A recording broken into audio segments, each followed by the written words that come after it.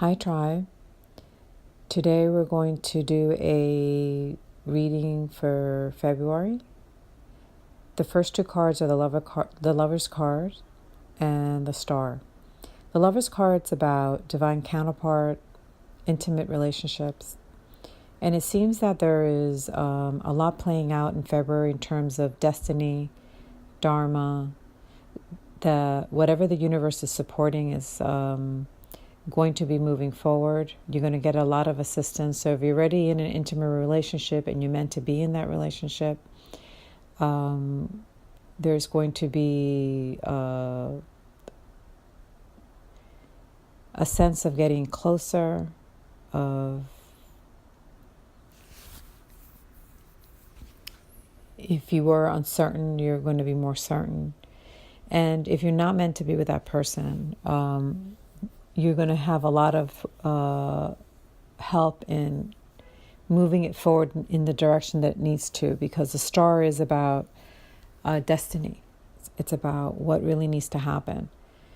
And the first card that comes out after that is the Seven of Pentacles, which what it tells me is that the intimate partnerships that we're in are going to also start to move into creative projects that can bring in money, that you're going to collaborate with each other and start doing some heavy lifting in terms of actually initiating them if you haven't already, because the next card is the Ace of Wands, and the Ace of Wands is all about new beginnings, but to me it's like manifesting new beginnings. And I think part of what we need to do as we start these new creative projects and we start putting these ideas into the physical in a way that can start to manifest, is we need to look at what we're already carrying. The Ten of Wands is about warning us not to overload ourselves, or if you feel overloaded already, to start to look at what you're carrying and put down some of the things that you've taken on that you can gently release. And it's also asking you with the Five of Cups to not to look at things as the cup half empty, or to dwell on how things have happened in the past where maybe you've tried something and it hasn't worked for you. The only way that you can really use the wand is if you're looking forward in a positive way. You can't look at, keep playing the same recording mentally, that the recordings of doubt and fear and I'm not being certain. You have to be sure of what you want to do. So I got this in my dream where you really have to feel like, for a moment, sit down with your counterpart and say, well, where is it that we want to go? What is it that we're trying to manifest? And try to see if you can color it and create it in a way that like you would if you had Play-Doh and you were to build a scene of what it would look like if you were able to be on the other side of where you want to be, let's say 5 years from now, on that project. And you need to live that. You need to be in that as you work towards it. So the Five of Wands of like the woe is me, nothing works for me, has to go out the window. And instead of that, you need to start to project what you want to create. See yourself as of a sculptor that has Play-Doh, and what are you going to do with it? There's new emotional beginnings, a lot of happiness that's going to come from this partnership. If you're not in an intimate relationship, it's very possible that you will be meeting your divine counterpart, so stay open to that. And I really got this message very clearly about that, is that there needs to be a fool's spontaneity about it also, because sometimes we've been hurt in the past. There have been patterns and relationships that we had with a counterpart, and you can't keep living in the past. You have to start to project what it is that you're looking for and go into these relationships with an openness. And always remember, you could always say no. You could always meet somebody, and if they're not the right persons, having the courage to say no. And that's how, this is where we have the Queen of Swords and the King of Swords right after the Ace of Cups. It's really, really important to be able to speak your truth. They cut through the bullshit, let me put it that way, cleanly. It's like they see something, they're not happy with what it is, they call it what it is, and they move on. They make decisions with clarity without having to sit there and try to be, sometimes we're too kind and sometimes we're not speaking our truth. And it's really important at this point, when, especially if you're not in an intimate relationship right now, for you to be extremely discerning and to speak your truth and to move on quickly. Don't dwell. And you have here the power of the Queen of Swords and the King of Swords to do that. They're very savvy. They're very wise. They're extremely intuitive. They trust their intuition, and they don't really hesitate to say what they have to say.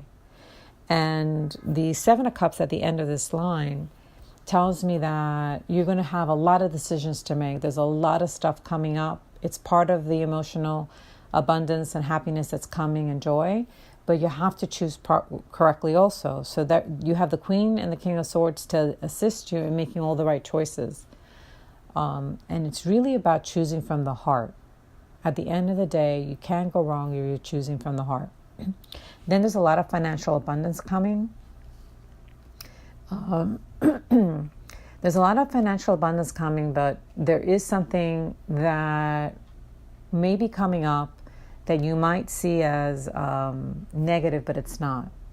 The Page of Swords for me is that there's going to be a message of something that's going to bring an incredible amount of anxiety. It's going to make you feel like, oh, I failed, but it's not. Because what happens is sometimes we're going down this path and we're supposed to be going there, and then we deviate. We go left and right when we're supposed to go straight. And if you took a deviation that you shouldn't have, it's going to get corrected by the universe, because this whole process that we're in is destined. And it's destined with a divine, intimate partner. So if you've been have any anxiety or any indecisions of like duality, you feel that you're in this, because the moon is about not seeing clearly, feeling anxious, and not seeing clearly, is you'll be receiving the clarity that you need. The universe is going to be giving you the messages of what it is that you need to do.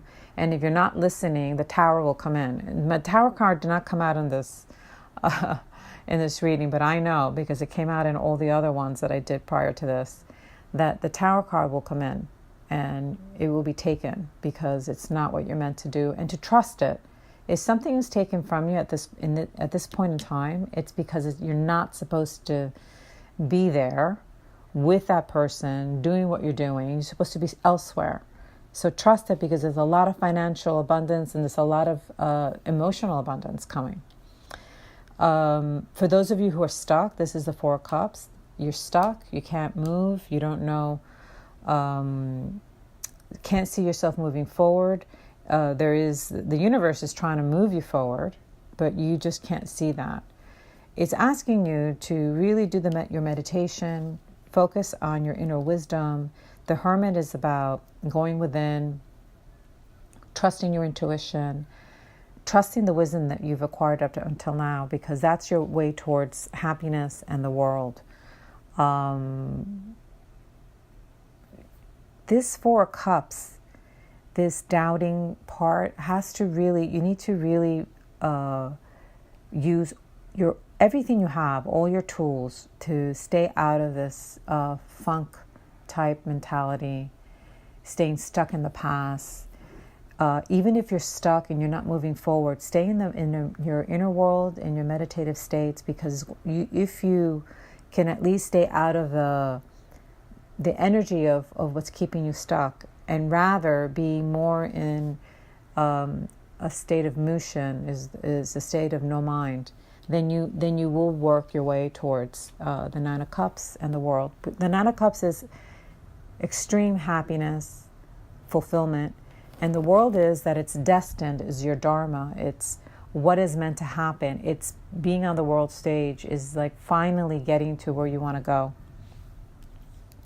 So the Three of Wands is the universe saying that your ships are coming in after a long wait. The Hangman is waiting. It's saying to you, while you wait for your ships to come in and you're in this waiting pattern, which is not going to be much longer because this is a year of actually physically manifesting, watch your finances. Make sure you can balance them. Just be cautious. Stay out of like the inner dialogue that doesn't support what you're doing. That's the Five of Wands. Again, go back to the Hermit, go back to your inner world, go back to the state of no mind. And then the final two cards of this reading is the Two of Wands. And the Two of Wands is, again, about partnerships that are meant to be, that are divinely guided. The Queen of Wands, it's about the power of manifestation. It's harnessing that feminine side of you, whether you're physically, if you're gender, if you're a woman or you're a man, it doesn't matter. We all have a feminine and a masculine aspect to us, and the feminine aspect is more of the intuitive. It's trusting that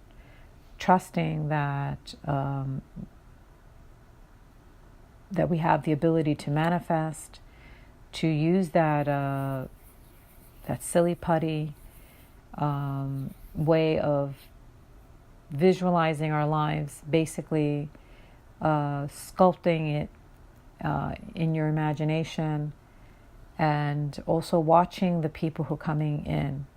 Because in addition to working with your divine intimate partner, there could be other partnerships coming in that could be very important in the projects that you're doing in order to manifest them and bring them into the 3D matrix reality. So just to go back and recap a little bit, this year is the start of actually physically creating in the 3D timeline matrix all the things that you've wanted to create. It's very important that you stay out of doubt and insecurities and fears of the past. It's important for you to let go of people that are not serving you anymore, that are pulling you down, or at least if you can't let go of them, to create some distance if you need to. There's the Ace of Wands, the Ace of Cups, and the Ace of Pentacles. This is beginnings in manifesting, finally. This is about emotional abundance. This is about financial abundance. All you need to do is stay out of the doubts to really use your power manifestation in terms of projecting, feeling the states and the actual outcomes that you want, and to live in that in that emotion rather than in the doubt. To trust that the abundance is coming, to have patience, to stay out of the tendency of being combative within yourself and your thoughts, to use the Queen of Swords and the King of Swords to make decisions that are right, to speak your truth, to be direct with everything and everyone in your life, and to watch the people coming into your life, because there's either divine counterparts, intimate partners coming in that are new, or there's people coming into your creative projects that are going to help you manifest in a big way. Okay, everyone. Love you very much. Let me pull, wait 1 second. I want to pull a Joanna card. So from the Joanna cards, I pulled two, Magic and Creation, which makes a lot of sense in what the reading was saying. So I'm going to read Magic first. There are mysterious magical forces in our lives each and every day. Allow this great and extraordinary power to surprise and delight. Advice. What is your relationship to magic? Do you believe in the extraordinary? Now is the time to invoke the miraculous and wondrous. Be open. And then the other one's Creation. This is a card of initiation, trust, courage, and flow. I'm sorry.